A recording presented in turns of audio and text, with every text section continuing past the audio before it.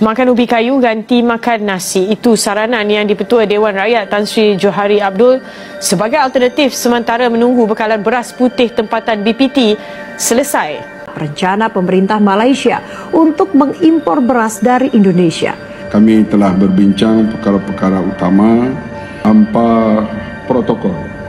Sebab kita macam abang adik bersaudara dan masalah krisis beras di Malaysia tampaknya belum selesai. Malaysia belum berhasil memenuhi kebutuhan beras dalam negerinya, sampai-sampai Menteri Pertanian Malaysia mengunjungi Indonesia untuk meminta impor beras dari lumbung pangan Indonesia. Namun, Menteri Pertanian Indonesia tidak menyetujui permintaan tersebut dan pada akhirnya Malaysia hanya meminta untuk mempelajari teknologi pertanian Indonesia yang sudah jauh lebih modern daripada Malaysia. Menteri Pertanian Republik Indonesia Amran Sulaiman mengungkap rencana pemerintah Malaysia untuk mengimpor beras dari Indonesia bukan tanpa alasan lantaran kurangnya stok hingga nilai beras di negeri jiran yang tinggi. Malaysia saudara kita, mohon bantuan kalau bisa dibantu beras Pak Beras. Tapi saya katakan jangan dulu kita lihat iklim. Di Menteri Pertanian Indonesia, Pak Andi Amran Sulaiman, baru aja ketemuan sama Menteri Pertanian dan Keterjaminan Makanan Malaysia YB Datuk Seri Haji Muhammad bin Sabu. Pertemuan ini berlangsung di Jakarta dan salah satu topik panas yang dibahas adalah beras. Yap, Malaysia ternyata lagi kepikiran buat impor beras dari Indonesia. Tapi tunggu dulu, Pak Amran dengan tegas bilang, untuk saat ini Indonesia belum bisa ekspor beras ke Malaysia. Kenapa? Karena kita lagi fokus banget nih buat jaga pasokan beras dalam negeri. Nggak mau sampai stok di dalam negeri malah jadi tipis gara-gara diekspor keluar. Pak Amran bilang, menarik ya, tadi mereka nanya, boleh nggak kami impor beras dari Indonesia? Saya jawab, sabar dulu ya, kita jaga stok dulu. Sementara itu, dari sisi Malaysia, Datuk Seri Muhammad bin Sabu juga nggak maksa-maksa. Mereka paham kok, dan justru lebih tertarik buat belajar dari Indonesia soal teknologi pertanian. Katanya, mereka melihat kita udah makin canggih, bahkan bisa panen sampai 12-13 ton per hektar. Rata-ratanya aja udah nyentuh 7 ton. Keren kan? Makanya, ke depan mereka pengen banget kerja bareng Indonesia dalam hal pengembangan teknologi pertanian. Nggak cuma soal beras, tapi juga soal kelapa, sayuran, ikan, dan produk aquaculture lain. Pertanian Republik Indonesia sedia menerima kunjungan daripada Menteri Pertanian dan Keterjaminan Makanan Malaysia. Kami telah berbincang perkara-perkara utama, terutama sekali saya mengucap tahniah dan kekaguman perubahan khasnya teknologi pertanian di Indonesia ini, terutama penghasilan padi yang berlipat ganda, kenaikan yieldnya, hasilnya per hektar dan sehingga penduduk yang begitu ramai Indonesia berjaya mencukupkan makanan utamanya beras kepada rakyat dan juga insya-Allah sampai ke peringkat mampu ekspor. Oleh itu kita akan berusaha supaya berlaku pertukaran teknologi ataupun bimbingan bersama supaya kita juga akan berusaha untuk mendapat segala bentuk teknologi baru hal pertanian khasnya padi, ikan, grain corn dan berbagai lagi antara dua negara jiran yang paling akrab iaitu Malaysia dan Indonesia.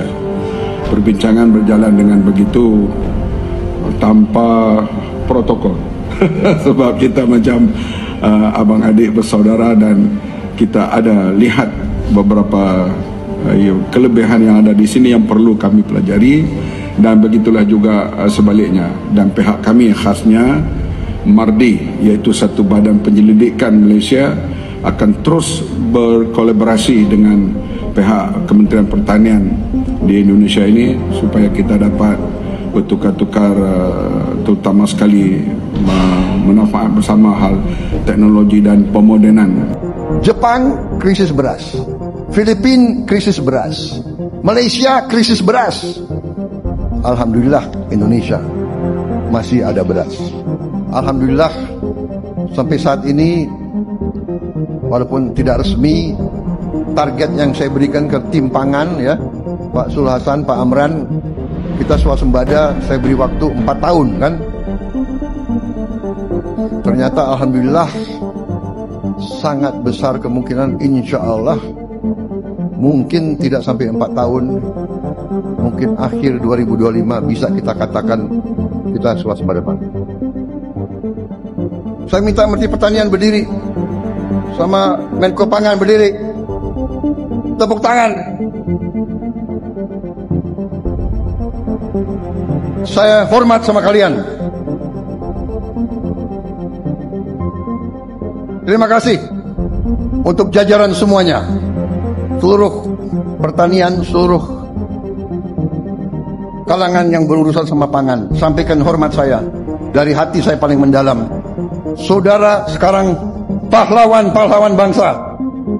Makan ubi kayu ganti makan nasi. Itu saranan yang Dipertua Dewan Rakyat Tan Sri Johari Abdul sebagai alternatif sementara menunggu bekalan beras putih tempatan BPT selesai. Penurunan. Yang keduanya, saya rasa rakyat Malaysia juga harus melihat alternatif. Kalau beras itu menjadi isu, apa tujuan beras kita makan? Tujuannya adalah untuk dapatkan karbohidrat, supply karbohidrat. Saya merasakan bahawa ada tak alternatif karbohidrat lain sementara isu beras yang dapat kita ni.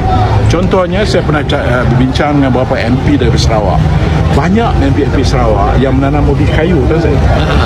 Di ubi kayu ini digunakan untuk suplemen, sebab ubi kayu ni khasiat dia memang hebat, dan dia kalau bandingkan dengan sugar yang ada dalam beras, ubi kayu ni jauh lebih bawah. Jadi di sana orang-orang Sarawak dia menggunakan ubi kayu. Saya bincang dengan MP dia kalau kita dapat perkenalkan makanan suplemen menggantikan beras, buatlah ubi kayu macam mana pun, sudah tentulah saya rasa di Sarawak lah saya dipahamkan amat berjaya.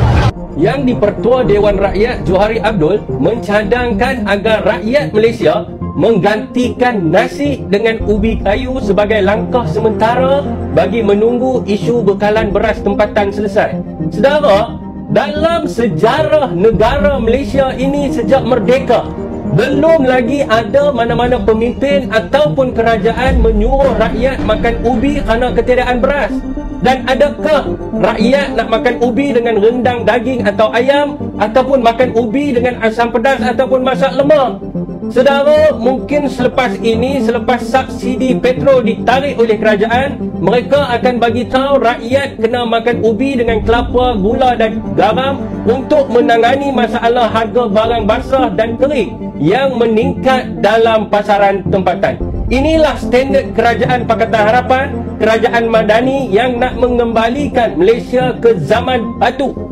Saudara dan saudari, adakah selepas ini jika harga pakaian mahal, mereka suruh rakyat tutup badan dengan daun? Ataupun sekiranya rumah mahal, mereka suruh rakyat pergi duduk kat halang gua? Fikir-fikirkanlah, inilah kerajaan Madani di bawah pimpinan seorang Perdana Menteri tandas seperti Anwar Ibrahim. Karena langkanya beras di Malaysia, rakyat Malaysia disuruh mengganti beras dengan ubi kayu sampai krisis pangan di Malaysia berakhir. Mungkin mereka akan makan ubi sampai Indonesia mau mengekspor berasnya ke Malaysia. Jadi bagaimana pendapatmu mengenai ini, Sob? Tulis di komentar.